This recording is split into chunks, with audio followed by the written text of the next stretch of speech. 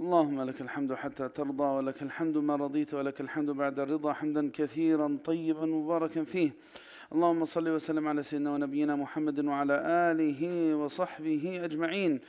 ربنا تقبل منا إنك أنت السميع العليم، وتب علينا إنك أنت التواب الرحيم. اللهم اغفر لنا ما قدمنا وما أخرنا وما أسررنا وما أعلنا وما أسرفنا وما أنت أعلم به منا. اللهم إنا نسألك خيرات هذه الجمعة، ثاني جمعات رمضان.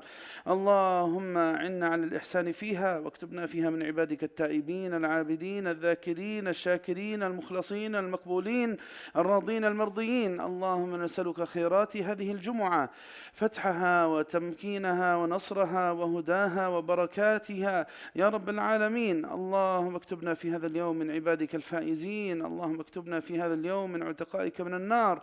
اللهم اعتق رقابنا ورقاب آبائنا وأمهاتنا وإخواننا وأخواتنا وأزواجنا وذرياتنا من النار، وادخلنا الجنة مع الأبرار. اللهم يا ربنا يا من أعاننا على صيام النصف الأول من رمضان، أعنا على إتمام عدته بإحسان. اللهم أعنا على إتمام عدته بإحسان. اللهم تسلم منا رمضان كاملا غير منقوص، واجبر ما كان فيه من خطأ أو خلل أو نسيان يا رب العالمين. اللهم اشف مرضانا ومرضى المسلمين. اللهم اشف مرضانا وعاف مبتلانا وفك الكرب عن مكروبين يا رب العالمين. اللهم اجعل آخر كلامنا من الدنيا لا إله إلا الله محمد رسول الله. أحينا عليها وأمتنا عليها، واحشرنا في زمرة حبيبك محمد صلى الله عليه وسلم، وأسقنا من يده الشريفة شربة لا نظمأ بعدها أبدا. آمين آمين. وآخر دعوانا أن الحمد لله رب العالمين. أما بعد, Alhamdulillah for being able to attend Fajr Yom al-Jumu'ah in the month of Ramadan. As we learned from our beloved Prophet ﷺ, ركعتا الفجر خير من الدنيا وما فيها. The two rak'ahs, the sunnah of Fajr, is better than the dunya and all it contains. إذا كان هذا بسنة الفجر فكيف بفريضتها. فنسأل الله سبحانه وتعالى أن يتقبل منا آمين. We have the next set of ayat from Surat Yusuf alayhi salam. And these ayat start with وَقَالَ الْمَلِكُ ائْتُونِي بِهِ أَسْتَخْلِصْهُ لِنَفْسِي فَلَمَّا كَلَّمَهُ قال إنك اليوم لدينا مكين أمين قال اجعلني على خزائن الأرض إني حفيظ عليم وكذلك مكنا ليوسف في الأرض يتبوأ منها حيث يشاء نصيب برحمتنا من نشاء ولا نضيع أجر المحسنين ولا أجر الآخرة خير للذين آمنوا وكانوا يتقون. These ayat tell us about, first off, the hikmah and fahm of this malik, this king. After everything became clear, now the niswa and imra'at al-aziz, they came clean. They realized that they were the wrong ones, and Sayyidina Yusuf alayhi salam was wrongfully accused. He wanted Yusuf close to him very eagerly. He says لما ثبت للملك براءته مما نسب إليه وتحقق في القصة أمانته وفهم أيضا صبره وجلده عظمت منزلته عنده وتيقن حسن خلاله ولذلك قال ائتوني به أستخلصه لنفسي. There were two requests. Pay attention to the wording. The first time, the Malik, the king, he said وقال الملك ائتوني به, and he stopped. The king said, bring Yusuf. And then Yusuf alayhi salam, فلما جاءه الرسول قال ارجع إلى ربك. When the messenger of the Malik came to Sayyidina Yusuf, he said, go back and tell the king, ما بال النسوة. What about the woman who wrongfully accused me?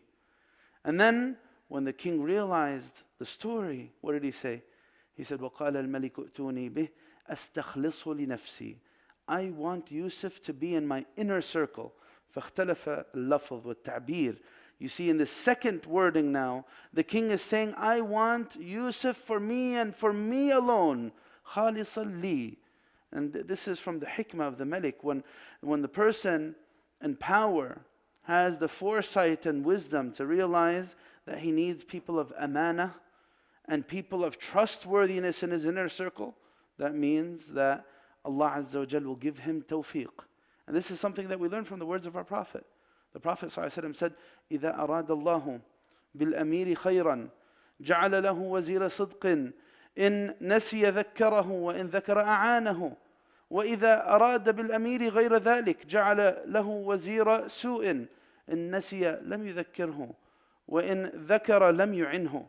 The Prophet ﷺ, he tells us that who you choose in your inner circle defines your tawfiq or your failure.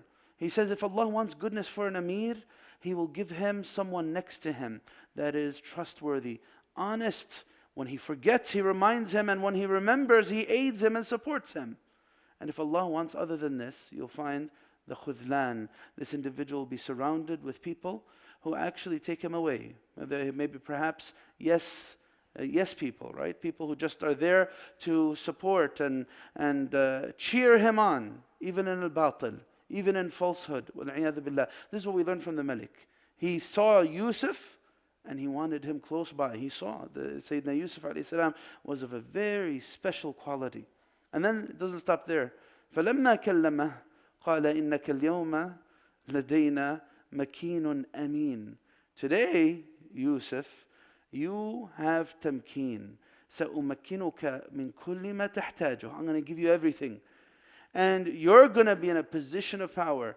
This is, in today's world, in most situations, this is ضَرْبٌ مِنَ الْخَيَالِ. You'll never find this. Someone go from being a slave to being to being in the inner circle of the head of state. This doesn't happen, except if Allah wants it to happen. This is كله من التدبير الإلهي لسيدنا يوسف عليه السلام. And this is where we need to understand the next words. The next words, Sayyidina Yusuf عليه السلام actually makes a request. And this is actually one of the critical things to understand in this story. Sayyidina Yusuf عليه السلام said, اجعلني على خزائن الأرض. Make me the minister of treasury. اجعلني على خزائن الأرض إني حفيظ عليم. I am someone who knows how to preserve this very well, and I'm very knowledgeable in this regard. I will preserve it, and I'm very knowledgeable in doing so. إني حفيظ عليم. Now many people, they must misunderstand the words of Sayyidina Yusuf عليه السلام. Sayyidina Yusuf عليه السلام, هل كان يطلب الإمارة? Our deen teaches us something about طلب الإمارة, about seeking positions of power. It's usually discussed in the context of diseases of the heart. One of أمراض القلوب is حب الرئاسة. Love of power is من أمراض القلوب. It's a disease of the heart. You know, this is something deeply ingrained in most human beings, that I want to be in control. I want to be in charge. I don't want anyone to take power away from me. And I'm going to fight in doing that, to get that out of the heart. This might be at a small scale or a large scale, like Fir'aun. Or at a small scale even, you might find it. But حب الرئاسة is something deeply ingrained in the hearts. Very difficult to break out of this. Someone ينافسك, تجد من ينافسك, فتجد الأمراض تظهر في القلوب. When there's munafasa and competition, you might say, he can't outdo me. He can't take my power. He can't take my shine. وما إلى ذلك. But that's where it's discussed. And that's where we learn from the Prophet ﷺ. Nabi ﷺ, he said to one of the Sahaba, he said, يا عبد الرحمن بن سمرة لا تسأل الإمارة فإنك إن أعطيتها عن مسألة وكلت إليها. Our deen teaches us, if you seek power, then when you get it, you're going to be left to your musings and left to your ability. لا تسأل الإمارة فإن أعطيتها عن مسألة وكلت إليها. Right? So it gives a whole different dynamic to موضوع الترشح والترشيح, and the whole racing for I'm going to market myself and show everyone how I'm the best and I'm better than everyone else. The disgusting political reality that becomes like a show. How bad can I put everyone down? I'm going to make commercials, I'm going to spend millions of dollars, smear campaigns, making sure that I know that I expose the dark secrets of everyone else and show how they're all devils and I'm the best one. I'm the best one. You need me. I'm going to save you, right? Wal-'iyadhu billah, this very nafsani, disgusting political reality, that is something deeply in the space of diseases of the heart. Wal-'iyadhu billah. So he said, when you're given imara, when you ask for it, you're going to be left to yourself. وَإِنْ أُعْطِيتَهَا عَنْ غَيْرِ مَسْأَلَةٍ أُعِنْتَ عَلَيْهَا. But when it comes your way and you're appointed in a position of power, then Allah will help you in fulfilling this. The Prophet ﷺ tells us, it's a hadith in Sahih al-Bukhari, he said, إِنَّكُمْ سَتَحْرِصُونَ عَلَى الْإِمَارَةِ وستكون ندامة يوم القيامة فنعم المرضعة وبئست الفاطمة. The Prophet ﷺ, he says here in this hadith, he said, you are going to find yourselves at a certain point very keen on getting position on the positions of power. And on the Day of Judgment, it is going to give birth to a lot of regret. He said this to Abu Dharr. He said, يا أبا ذر إنك امرؤ ضعيف وإنها أمانة وإنها يوم القيامة خزي وندامة إلا من أخذها بحقها. Now, we need to understand the words of Yusuf, okay? He says to Abu Dharr, you're weak. You're weak. You're a companion, but you're weak in terms of leadership. You're a great person, but you're not appropriate for leadership. And on the Day of Judgment, most people are going to regret their positions of leadership except someone إِلَّا مَنْ أَخَذَهَا بِحَقِّهَا. So when they discuss the words of Sayyidina Yusuf alayhi salam, they say that Sayyidina Yusuf alayhi salam إِنَّمَا طَلَبَ الْوِلَايَةِ لأنه علم أنه لا أحد يقوم مقامه في العدل والإصلاح وتوصيل الفقراء إلى حقوقهم فرأى أن ذلك فرض متعين عليه. Of course, don't forget, Sayyidina Yusuf alayhi salam, he's not like عامة البشر, he's not just like an average person. He's نبي مرسل. As we discussed in the previous, حتى إذا هلك قلتم لن يبعث الله من بعده رسولا. Sayyidina Yusuf is a prophet and a messenger. He has wahi, he has isma and divine protection. Sayyidina Yusuf, when he said these words, اجعلني على خزائن الأرض, he knows that there's no one in this land among its disbelievers that are actually going to give the huquq of the fuqara, that are going to give the rights as they are due. So أصبح فرضا متعينا عليه. And this is something that needs to be very carefully assessed. Because I must be a very special person if I think no one else could do it just like me. For Yusuf, when we become like Yusuf, alayhi salam, which we won't, because he's a prophet, then we could make such claims.